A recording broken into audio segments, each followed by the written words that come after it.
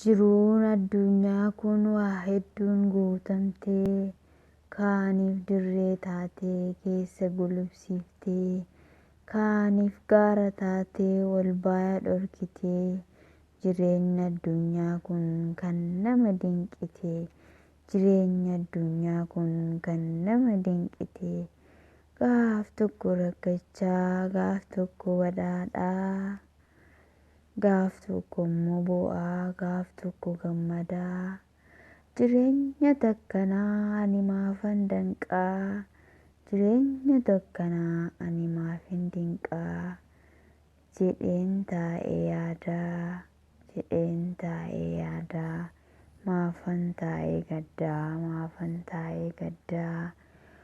Addunyaa kanarratti waa hedduu agarraa, yoo lubbuun jiraanne hundaa ni dabarraa.